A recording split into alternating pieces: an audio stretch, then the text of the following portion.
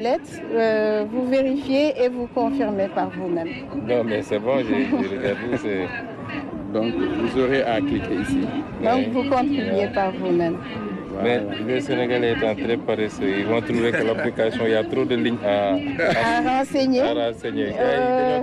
Oui, ça peut arriver. Donc, on va attendre que ça soit validé très rapidement. C'est ceux qui ont besoin de plans. Exactement. Ceux qui ont besoin de plans aussi, ils peuvent faire la demande. Et nous verrons où se situent les besoins et essayer de les satisfaire. Exactement. Par exemple, un Sénégalais qui a besoin de 100 plans, il peut directement aller sur la plateforme, faire une demande de 100 plans, donner sa localisation et nous, on pourra satisfaire. Et les dons aussi, si on fait un don de 100 000, comme l'ONG Triade, on l'enregistre aussi dans la plateforme. Voilà, Monsieur le ministre, merci beaucoup. Merci, madame. C'était les explications de la concert du ministre de l'Environnement qui procédait tout à l'heure à une explication détaillée. C'était un moment très, très attendu par les populations de Rao qui ne cessent d'exprimer leur satisfaction totale à voir le Premier ministre venir ici au niveau de Rao. Je rappelle que nous sommes à 248 km de Dakar. Rao qui est une forêt classée de 300 hectares et qui fait la fierté de la zone. La forêt est dans la commune de Gandon. Le Premier ministre qui fait son entrée.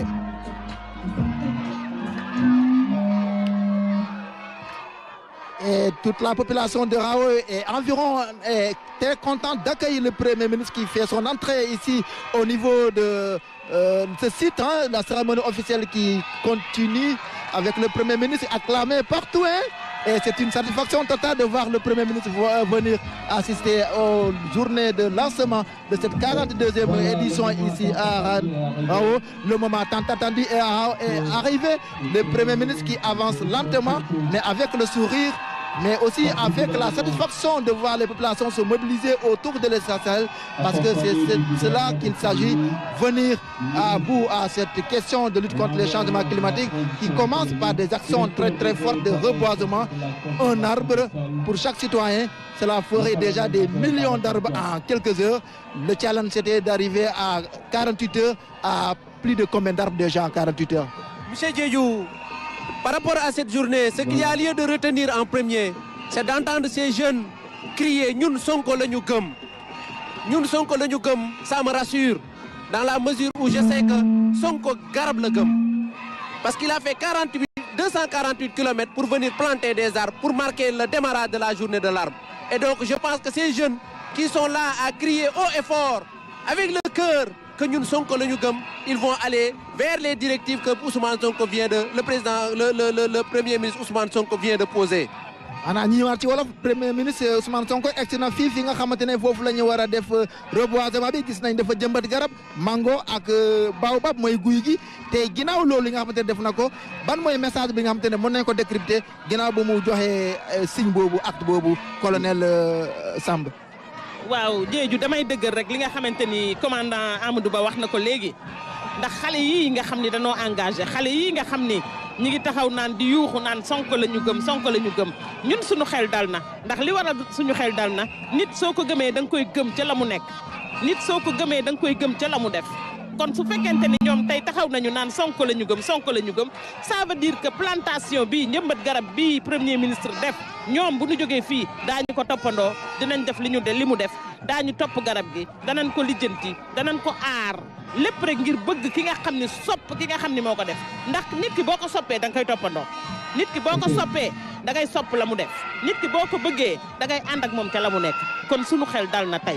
message bi ñuy lancé nag population bi mooy jëmbat garab day du jëmbat rek bàyyi ko noonu, jëmbatal ànd ak moom, jëmbatal gunge ko, jëmbatal toppatoo ko, jëmbatal ba nga xamante ni xel ni garab gi dana màgg, dana jariñ société, jariñ kuy xiif, jariñ environnement, jariñ àddina bi yëpp. commandant dégg nga ko yuuxu yi wane nañ kontaan nañ ñëwuma premier ministre fii si Saint-Louis. yaakaar nga ni ñoom au moins lu Premier ministre def war nañ ko mën a def comme gëm nañ lu mu def.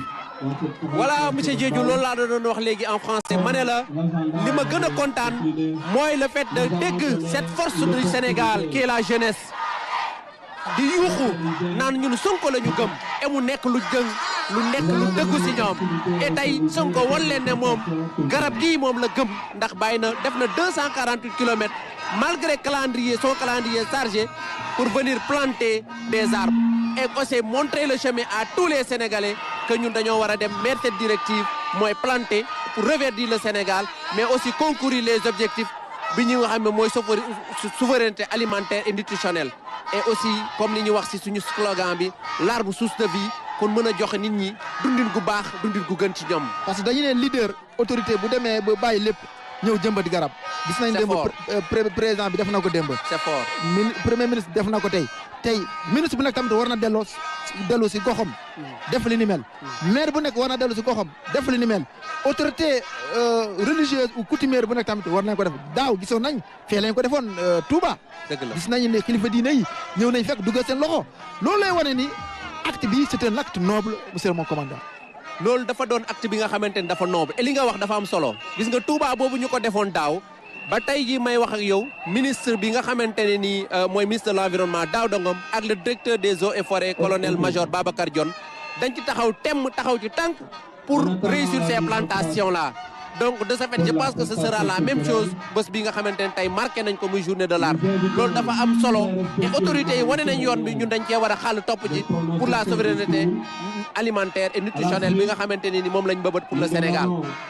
lancé nañ ko fii Rao mais ça veut dire que village bu nekk commune bu nekk région bu nekk nit ku nekk famille bu nekk war nañ fexe ba li ni mel ñu def ko. colonel way waaw gis nga pour dëggal li nga wax reboisement bi amoon daaw ci Touba gis nañu réussite ba fa am les résultats sont là bu fekkente ni dañuy wax ni lu ñu reboiser tamit duñu gis résultats yi. voilà nañ dem sur le terrain xool la ñu reboiser daaw.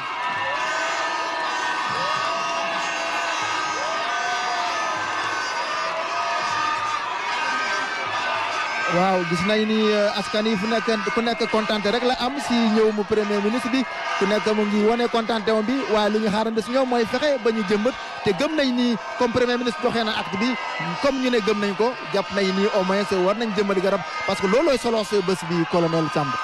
waaw ni ma ko waxee woon rek loolu mooy reverdir dëkk bi loolu mooy naatal dëkk bi loolu mooy nekk suñu assurance vie waaye ku ñëw fii tey jii ci raw di nga xam ni population bi engagé nañu di nga xam ni population bi ànd nañu ak service technique yi ñoom ñëpp nekk ci ginnaaw. Monsieur le ministre de l'Environnement, du Développement durable et de la Transition écologique, Monsieur le gouverneur de la région de Saint-Louis, Monsieur le préfet du département, Monsieur le sous-préfet de l'arrondissement, Monsieur le président du conseil départemental de Saint-Louis, autorités religieuses, coutumières et locales,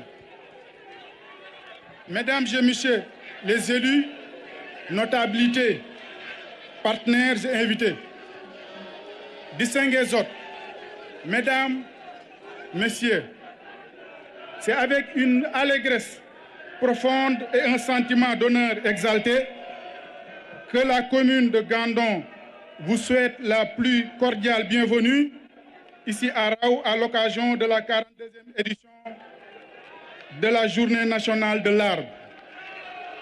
La présence en ces lieux de son Excellence, Monsieur le Premier ministre, constitue pour notre territoire un privilège inestimable.